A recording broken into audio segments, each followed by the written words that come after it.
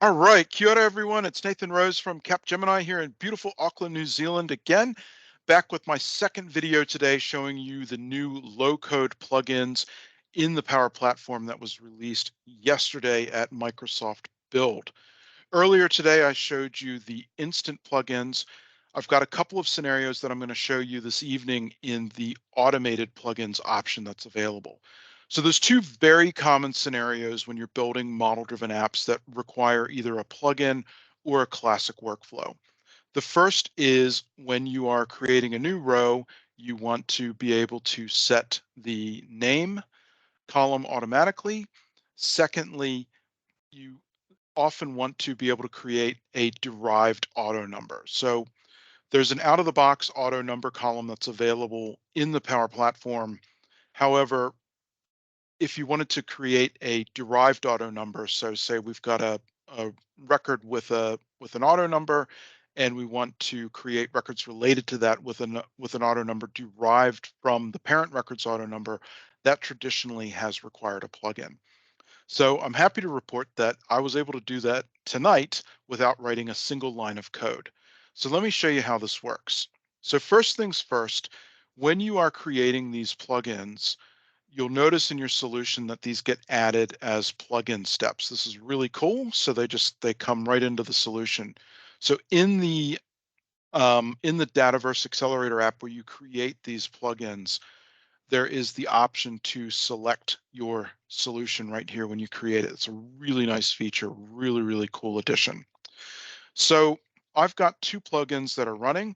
The first is setting the name column. And so what I'm doing is I'm using a patch statement, bringing in some data from my record, as well as some hard-coded strings, and just setting a name column when I create this match prediction history record. So this is something that when I initially demoed this app at New Zealand Business Applications Summit last year, I was using a real-time workflow to do. I'm now doing that with a plugin and Power Effects, so really cool.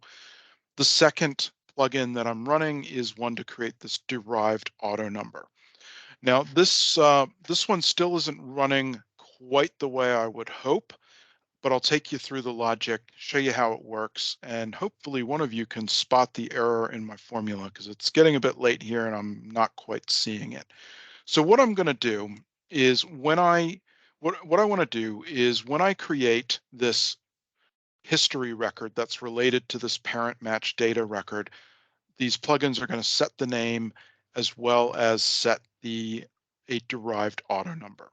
So let's go ahead and do that. Let's see these plugins in action. So I'm going to create a new one and I'm just going to save a blank record. This will take a couple seconds here to save.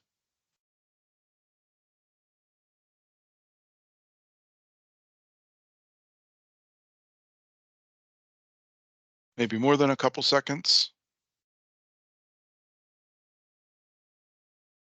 Okay, and you can see that the plugins have fired. So we've got a derived name that's got today's date. It has the string that we wanted, as well as the name column from the parent record. And then we've got a derived auto number. You can see we've got the auto number from the parent record as well as a suffix. Now, what I had hoped for my formula to do is I wanted to count these rows and then just add one to it. So we've got 5 rows, so the next one should be -6. Unfortunately, what it's actually doing is it's counting all of the match prediction history rows in the system, not just the ones associated to this parent row. So I need to fix this error in my formula. Hopefully one of you will spot it. If not, something that I need to take a look at and work out. But those, but but that's the low code automated plugins being used to address two very common scenarios that have either required custom code or a legacy workflow in a model-driven app up till now. So I hope this was helpful. Thanks so much for watching. Again, this is a huge win from the Power Effects team at Microsoft, and I'm looking forward to playing with this some more in the coming days and weeks. Have a good weekend, everyone.